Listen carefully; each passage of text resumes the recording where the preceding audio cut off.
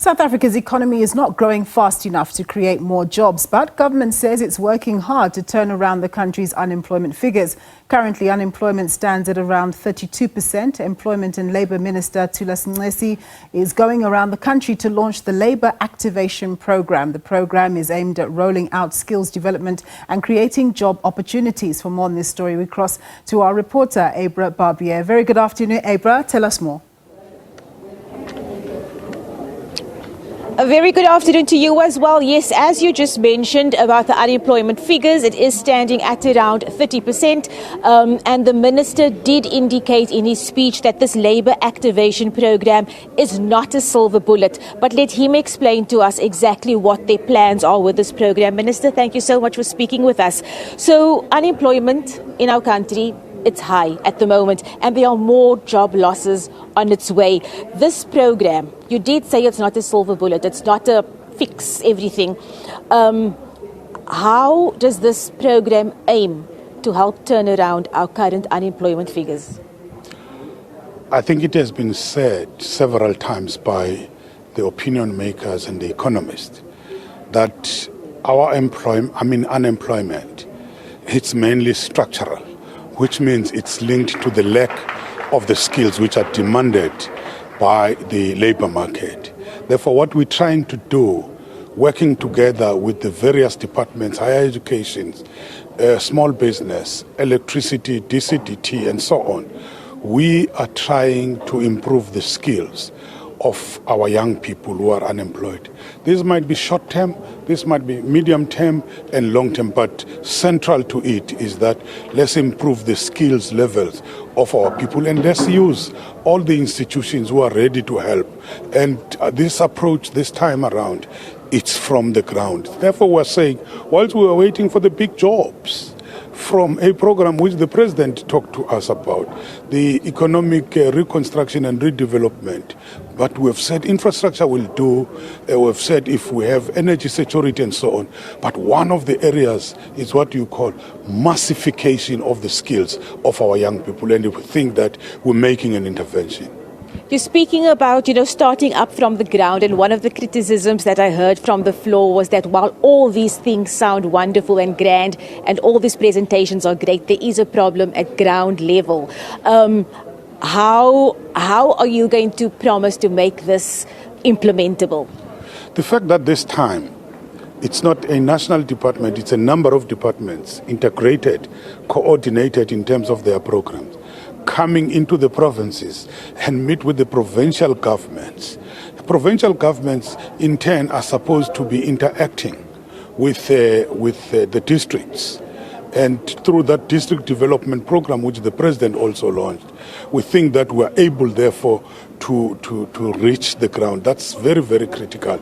And even the monitoring, the implementation and the monitoring of this particular program, we want it to be done by those lower structures, and we think that it is going to work. And the fact that we're using also some NGOs in the training space who are right on the ground, we think that we are going to the lower levels now in the actual implementation. So that element of integrating horizontally with the provinces and the municipalities, it's taking this to the ground level. Minister, you spoke about long-term, medium-term, short-term. In terms of sustainability, how sustainable are these job opportunities? Can you tell me that now? And also the companies, have they guaranteed that they will absorb those who they're going to be training? We're aware. Some of the interventions indeed are short-term. It might be a year. But we are saying you train these young kids, but after you have trained them, you must help to place them with the companies. In fact, in terms of the agreements we've signed with these service providers, we are insisting that they must give us letters from the companies which are guaranteeing that these young people will be placed. They might not place 100%, maybe about 50%, but they must target to place a number of them into those companies. So we think that it's going to work, but it's not just training and then you dump those young people and then they see for themselves. They must be helped, because what is critical, it's the impact of the program. Is it making the young people to be absorbed in the labor market? Minister, I've got two questions which I'm going to make one because we don't have much time. You're talking about creating job opportunities here.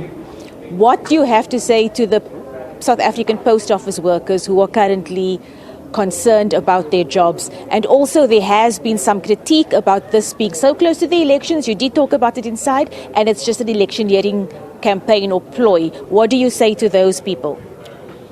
The issue of the post office is led by the Minister of Telecommunications, and we've had discussions together with the workers in that particular area and the management. There is a plan which is being put together, which is around the issue of retraining those workers who are still young and rediverting them.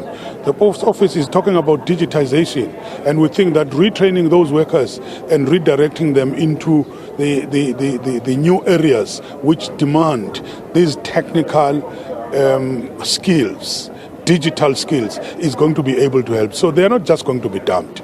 Secondly, on the question you are asking about elections, these programs were planned long ago. But we had to be meticulous this time. We talked about these programs right at the beginning of the financial year, right at the beginning of the term. But the problem was we're hit by COVID for 2 years. We couldn't do any training at that particular time. And we had to refocus, as I've said, we had to refocus on dealing with the calamity, the more than 5 million workers. And they're giving them that 65 billion rands. At that time, we were talking about a total shutdown. Nobody could do the training at that time.